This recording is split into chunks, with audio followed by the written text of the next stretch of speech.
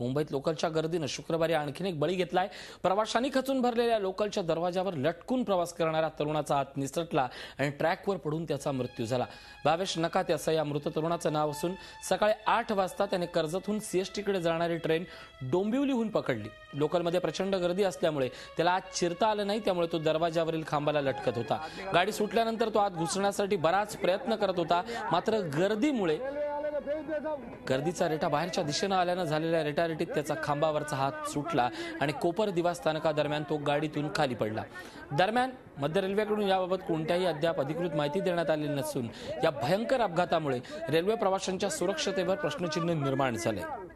आमचे प्रतिनिधी अजित मांढरे आपल्या सोबत आहेत। अजित, एक वेळ आपण समजू शकतो की ही सगळी गर्दी आहे, गर्दीतनं हात निसटला, पण त्याच वेळी कुणीतरी त्याच तरुणाचं रेकॉर्डिंग करत होतं।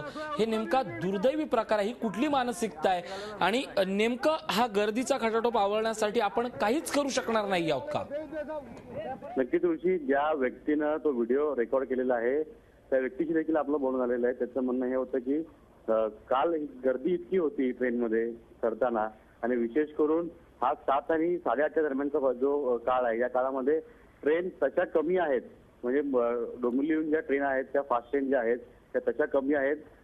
साधारणतः एक ट्रेन सलग 3 ट्रेन ज्या आहेत त्या फास्ट आहेत, त्यानंतर अर्ध्या तासानंतर ट्रेन नाहीये। म्हणजे अर्ध्या तासानंतर ट्रेन जी येते त्याला तुफान गर्दी होते, त्यामुळे असे प्रकार घडतात। जो मुलगा ज्याने तो व्हिडिओ काढलेला आहे त्याचं म्हणणं हे होतं की सुरुवातीपासून तो मुलगा जो होता तो त्या डोरला लटकला होता, म्हणजे जेव्हा चढला तो ट्रेनमध्ये तेव्हा तो लटकला होता। त्याला आतमध्ये घेण्याचा सर्वांचा प्रयत्न होता, पण आतमध्ये जागा नव्हती, लोक आतमध्ये चढायला तयार नव्हते कारण तुफान गर्दी होती। अशा परिस्थितीमध्ये त्याच्या आधी म्हणजे जो व्हिडिओ आपण बघितला त्या व्हिडिओमध्ये त्याचा तोल गेलेला आहे। त्याच्या आधी एकदा तोल गेला होता, पण त्याला लोकांनी सावरला आणि त्यावेळी त्या एका व्यक्तीने तो व्हिडिओ बनायला सुरुवात केली। तुम्ही जर नीट ऐकलं असेल त्या संपूर्ण व्हिडिओमध्ये तर संबंधित व्यक्ती ज्या आहेत त्या ओरडतात की अंदर चलो बाहर आदमी लटक रहा है, अंदर चलो बाहर आदमी लटक रहा है। तर हे ऐकत असताना ज्यावेळी त्याचा पुढचा हात सुटला आणि त्यानंतर मागचा हात पकडण्याच्या आधी त्याचा पुढचा हात सुटला आणि तो पडला।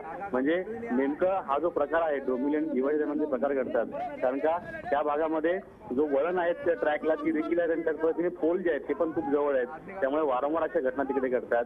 पण कालची जी घटना घडलेली आहे ती गर्दीचा बळी आहे। नक्कीच जे स्थानिक डोंबिवलीकर आहेत त्यांचं एवढंच म्हणणं आहे की साधारण जो पीक आवर असतो 7 ते 9च्या दरम्यान, जसं वेस्टर्न रेल्वेला दर 3 मिनिटांनी गाडी असते त्या संपूर्ण 2 तासामध्ये, तशी सेंट्रल लाईनला डोंबिवली किंवा कल्याण आणि ठाणे या भागामध्ये असावी किंवा डोंबिवलीवरून स्पेशल सुटणाऱ्या फास्ट ट्रेन असाव्यात। डोंबिवलीवरून निवडक काही 1-2 ट्रेन सोडल्या तर सकाळी एकही फास्ट ट्रेन डोंबिवलीहून सुटत नाही, त्यामुळे गर्दी खूप वाढते आणि ज्या स्लो ट्रेन आहेत त्या ठिकाणी देखील गर्दी खूप असते। अशा परिस्थितीमध्ये नक्कीच एकूणच अजित सगळ्यात महत्वाचा मुद्दा आज आहे की स्मार्ट सिटीच्या बाता आणि खूप मोठ्या गोष्टी करणाऱ्यांनी आता स्मार्ट ट्रान्सपोर्टची व्यवस्था केली तर या ठाणे कल्याण डोंबिवलीवर फार मोठं चाकरमान्यांना दिलासा मिळेल, हे मात्र नक्की। धन्यवाद या माहितीबद्दल। झी 24 तास रहा एक पाऊल पुढे।